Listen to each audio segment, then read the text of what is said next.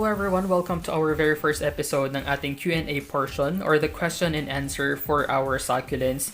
And the first question is, pagkatapos po ba i-air dry ang succulent po, di ba repot na siya?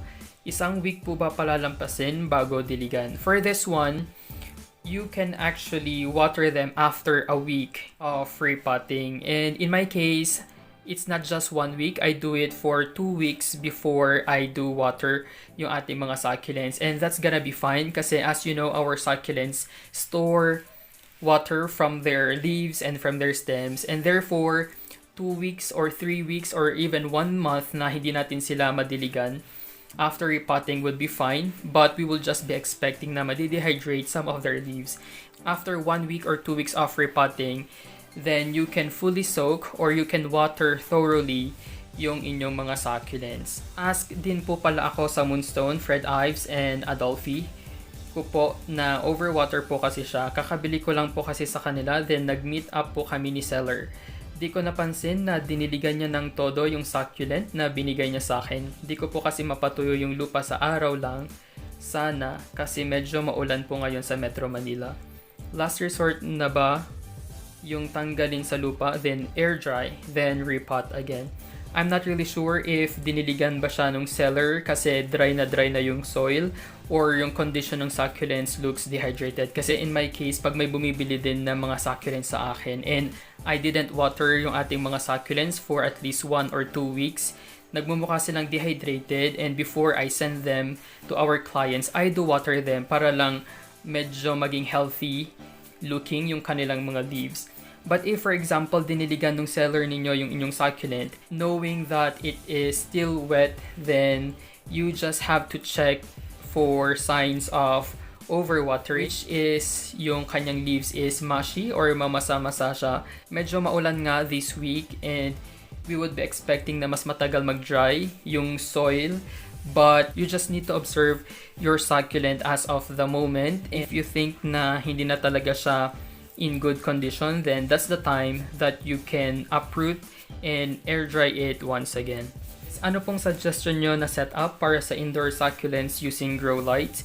And ano pong recommendation nyo po na cheap but effective na grow lights if gumagamit man kayo? I cannot answer this question as of the moment kasi I don't use any grow lights until now. Pero may padating tayong product na grow lights. Pag-aaralan ko siyang mabuti so that I can finally make a separate vlog about how to use our grow lights. And lastly, what are the basic supplies that each succulent owner should have? These are yung aking mga ginagamit most of the time. Unang-una sa lahat is we have this kind of tool. Ayan siya. So this is very useful, especially if we are trying to reach for areas na hindi natin maabot. So for example, this one may mga dried leaves siya. We can remove it with our hands easily kasi may mga spaces siya. Pero for hard to reach na areas na for example hindi kasya yung kamay natin, then that's the time you can make use of this kind of tool. So this is very useful, especially that we are trying to avoid na masagi yung kanilang leaves, baka mahulog, or for example in this case, since it has this farina, then we are trying to avoid na mabawasan yung kanyang farina. Ayan, so this is what I usually use when I am doing some grooming and maintenance for our succulents. Ayan siya. So naman is yung parang blower natin. This one is also very essential, especially if you have some succulents that has these rosettes that can collect water, especially pag nagdidilig tayo, hindi natin maiwasan na magkaroon ng tubig dito sa taas. So this comes very handy, diba? Pangtanggal ng tubig. And not just about water but also some soil or dirt na nakasiksik sa ating mga leaves, especially after repotting. So we can easily remove them by doing this one. This is the second most useful na kailangan natin. The third one is yung ating pang spray. So this is very useful for misting our leaf propagated na succulents. Another water bottle, but this one has these very narrow na tip. Ang purpose naman nito is for us to water yung mga areas na hard to reach. For example, we have this one, our Purpusorum. And pag umulan siya or pag magdidilig tayo, the water will just go here sa kanyang recess or in between sa leaves. But it won't really go sa kanyang pinaka-soil because you notice it has already outgrown yung kanyang pots. There's no way for the water to go in sa kanyang pinaka-soil. So, if for example, I have this kind of succulents, what I usually use is this. Ilalagay lang natin siya doon sa loob. Then, we can start watering them. Yung panglima nga natin is we have this pair of scissors or pruning scissors kasi this is very useful when we are doing our beheading ng ating mga succulents. So, those 5 are the most basic na tools that you should have. Yung mga ibang tools are not that essential and you can easily improvise using common household items. Ano pong care tips nyo para kay Lawi? Ilang weeks bago siya diligan after i-repot? Sa ngayon, balak ko po siya i-air dry ng 5 days muna. Salamat po and ilan water po dapat bigay sa kanya. We have here an example of our Lawi. So this one was imported, hindi siya locally grown. And so it's still trying to adjust. Kung mapapansin niyo, gumagalaw pa siya, hindi pa siya stable. And I would like to show it to you. Ganyan yung kanyang roots as of the moment, 2 weeks after repotting. And yung mga outer leaves niya nga dito, tinanggal ko siya. I think I propagated at least 8. Tinanggal ko sila dito since I'm very excited to propagate this. And ipapatong lang natin siyang ganyan. I won't be watering this one yet until the time na lumaki na yung kanyang roots and kumapit na siya dito sa ating soil. And as I've been mentioning earlier, you would notice na mukha silang dehydrated since hindi pa sila nadiligan, but that's fine. The moment na kumapit na yung ating Lawi dito sa kanyang pinaka-soil, then that's the time that we will be watering this thoroughly. So we will be doing the soak and dry method kasi ilang weeks siyang walang tubig. If your pot is too big for your Lawi, then you can just simply water yung surrounding area just to make sure na hindi siya ma-over-watered. What do we do after buying plants from garden shop? Usually, pag bumili tayo ng mga plants from the garden shop, they are still in their nursery pots na kagaya nito. And they still comes with the original soil. The very first thing and the most important thing for you to do is palitan yung soil ng nabili ninyong succulents. Kasi most of the time, yung soil na ginagamit are not really that well draining. Sometimes it's even yung clay type or yung talagang namumuo siya. Like for example, this one.